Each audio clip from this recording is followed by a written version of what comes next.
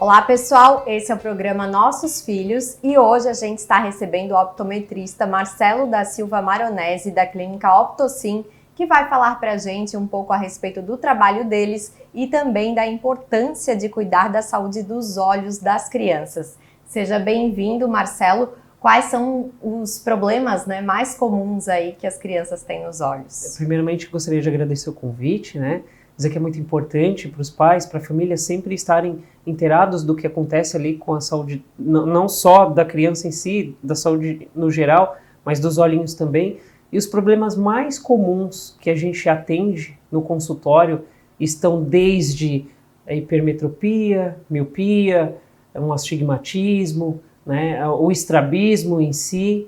O estrabismo é quando o olhinho já está um pouquinho mais para dentro, um pouquinho mais para fora, popularmente falando vesgos, as pessoas conhecem mais com esse termo. Esses são os problemas mais comuns que a gente atende no consultório. Uhum. E após o nascimento, a visão das crianças ela ainda não é muito nítida, Como ela vai se desenvolvendo ao longo dos anos? É bem interessante essa pergunta e o desenvolvimento da visão em si desde esse período. Para quem Deus é tremendo, eu costumo dizer, e a criança nesse período aí de recém-nascido, ele só enxerga 30 centímetros de distância, que equivale à posição do mamá. Ou seja, a criança no primeiro mês de vida, ele só reconhece o rostinho da mãe.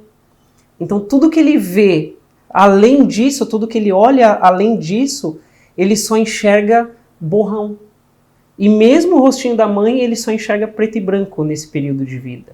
E aí depois desse período que ele vai no terceiro mês, ali, segundo, terceiro mês, ele já vai reconhecendo algumas cores, o tom de vermelho, o tom de laranja, mas ainda assim é tudo bem borradinho, E aí lá para o 8º mês, 1 aninho é que a visão já fica mais estável. É muito interessante esse processo visual, o processo de amadurecimento visual do neném. Uhum. E qual é a atuação da Optocin na optometria infantil?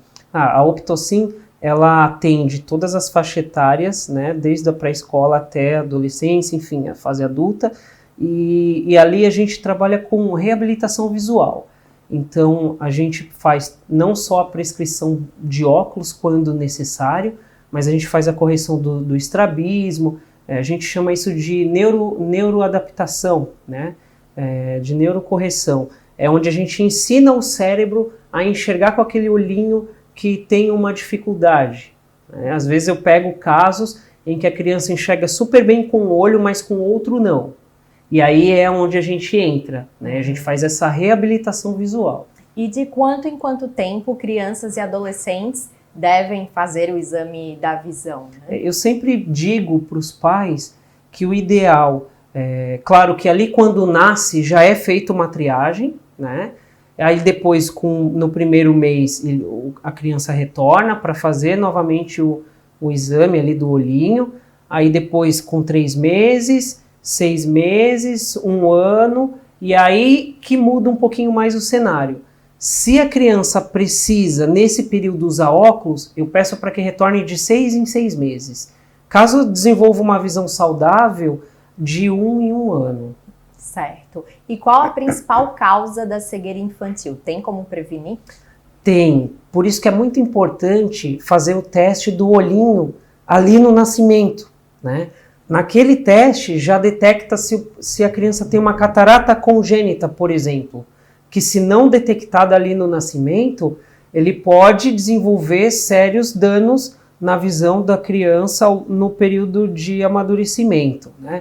Então ali já é feita uma triagem muito importante, que é para detectar as transparências do meio ali, do olhinho da criança. Uhum.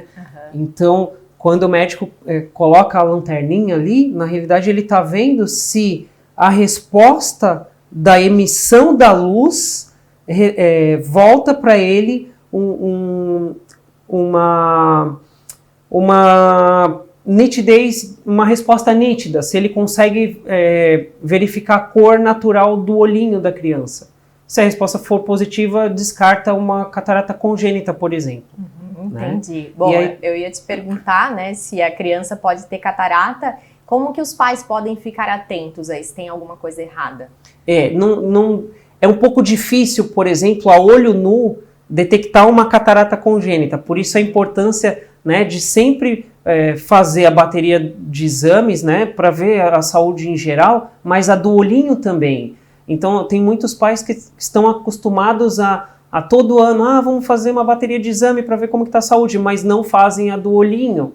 Né? Então, é bem importante detectar, levar a criança no consultório para ver se está tudo bem com o olhinho da criança, porque muitas coisas não é perceptível a olho nu. E quais os sinais, assim, né? Claro que não tem como os pais detectarem, como tu falasse, por isso a importância da consulta, mas, por exemplo, a criança brincando no dia a dia, assim, né? Como é que eu posso pegar ali algum sinal de que o meu filho precisa, né, ir na consulta? Aí já é uma resposta diferente, porque aí já dá pra gente detectar alguma coisa. Quando você vê que a criança é muito desastrada, que ela desinteressa por leitura, né, que ela esbarra muito fácil nas coisas, que ela derruba muito fácil as coisas, ou que ela gosta de um determinado brinquedinho, mas quando o brinquedinho está longe ela não consegue reconhecer o brinquedinho, pode ser um sinal de que a criança tem algum problema de visão. Porque geralmente reclamam mais da escola, assim, pela distância. Isso, né? Quando já está na fase escolar, os professores são grandes aliados, porque eles conseguem detectar, né, visualmente falando, se a criança é mais interessada, se é uma criança mais dispersa. A gente sabe que a criança, quando é mais dispersa, ela não vai bem na escola. Quando a criança tem um problema de visão, ela não vai bem na escola. Tem um caso muito interessante que eu peguei há um ano atrás, uma moça de 12 anos já, né, já é uma pré-adolescente, ela tinha em um olho 3 graus de miopia, é um grau bem forte para quem nunca tinha usado óculos, e no outro ela tinha 4,5. E aí ela usava o cabelo sempre tampando o rosto, porque ela não se enxergava, ela nem se enxergava. Imagina as outras coisas que estavam um pouco além.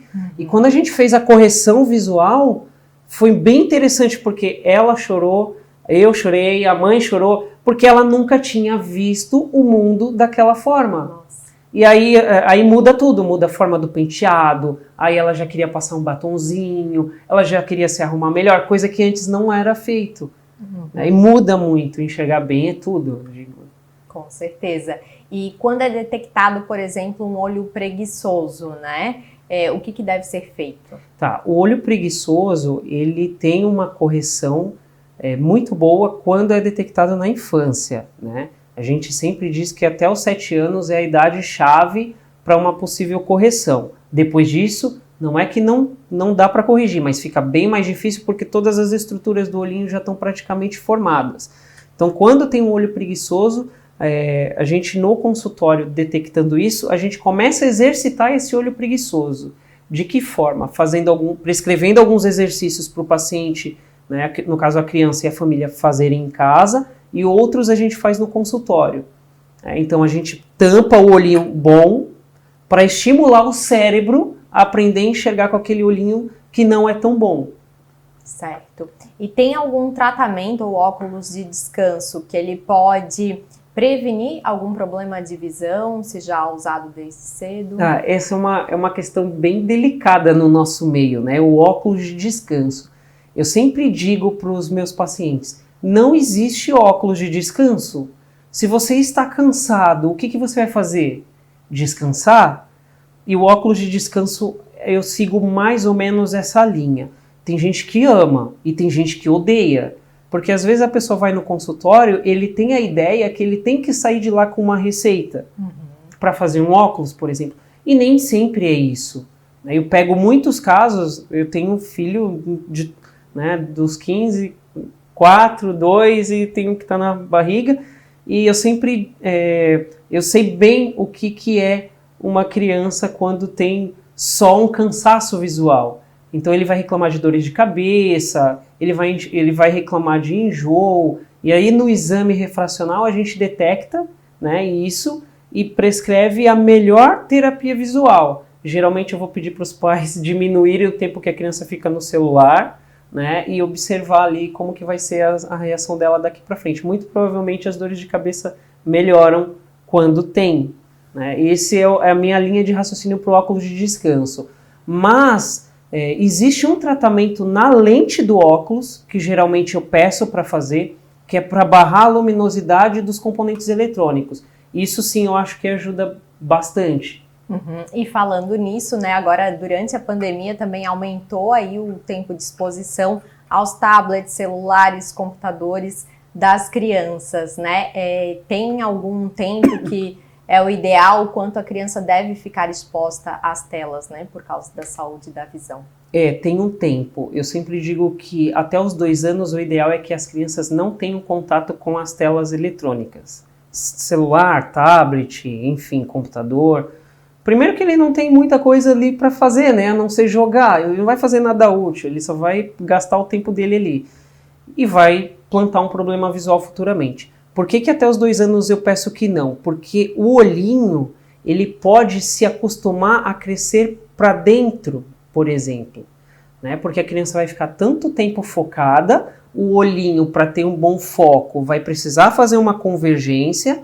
E se a criança fica, por exemplo, o dia inteiro, essa musculatura vai crescer preguiçosa. Que é bem o tempo que está se desenvolvendo a visão. Exatamente. Ainda, né? Então ela pode atrofiar para dentro. Então até os 2 anos, o ideal é que não tenham contato. Depois disso, pode ter contato. Claro, a gente vive num mundo globalizado e todo mundo usa os componentes eletrônicos. É impossível não usar. Mas eu sempre peço para reduzir o período, né?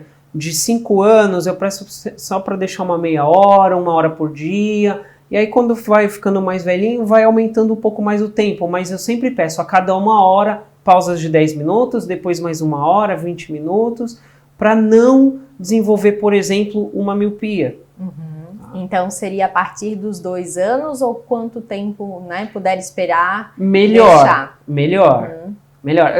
Voltando, né, é meio impossível. Na minha casa, por exemplo, eu não posso ser hipócrita, meus filhos usam celular e usam os computadores, mas a gente sempre procura dosar o período, o tempo que fica exposto ali nas telas. Uhum. E minimizar, né, essa exposição, ela também diminui o risco das crianças desenvolverem algum problema de visão? Sim, quanto mais tempo a gente fica usando a visão para perto, a gente se torna propício a se tornar míope. É como você... Por que isso? Porque o que trabalha ali são músculos, né? Então, se a gente acostuma a musculatura a ficar numa única posição, o olhinho em si vai alongar um pouquinho mais e aí vai gerar uma miopia. Aí é como ir para academia, você vai treinar um bíceps, seu bíceps vai crescer. Isso também tem uma relação no olhinho, porque o que trabalha ali, o que faz focar para longe e perto é um conjunto de músculos, o que faz o olhinho se movimentar também são músculos, então isso tudo tem uma relação. E ajustar a resolução da tela ajuda? Tá, o brilho que a tela emite uma radiação UV, tá? Essa radiação, ela é prejudicial se for em excesso, claro, mas os fabricantes, eles se preocupam um pouco em reduzir o dano. Mas, mesmo assim, não é o suficiente. Então a gente prescreve aquela lente, quando não precisa de óculos, que tem um bloqueio de luz azul. Mas ainda existem dois lados da moeda. Uma parte diz que esse filtro protege a retina. A outra parte diz que não tem eficácia. Mas a terceira parte diz que é uma pequena parcela, né? Diz que essa luz é prejudicial pro sono, tá?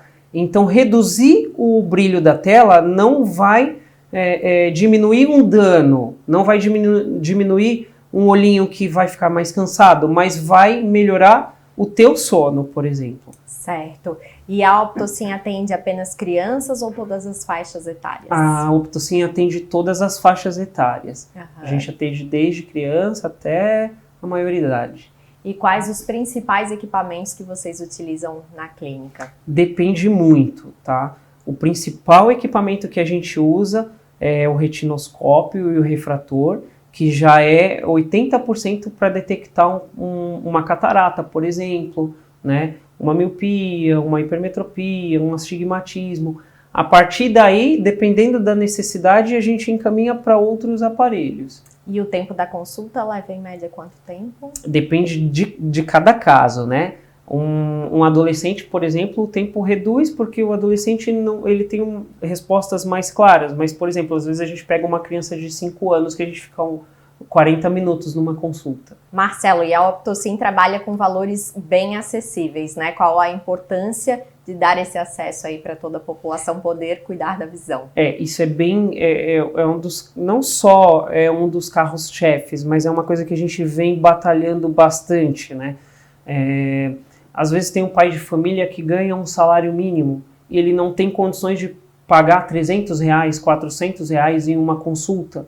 Então a Optocin tem essa consciência de que se a gente reduz um pouco mais o valor, a gente consegue ajudar um pouco mais as pessoas, né? E isso é de extrema importância, porque às vezes a criança ou o pai de família, ele não tem um problema patológico para tratar, ele só quer renovar o óculos, ele só quer enxergar um pouco melhor, e aí é onde a gente entra, né? Com os valores reduzidos, muita gente tem acesso.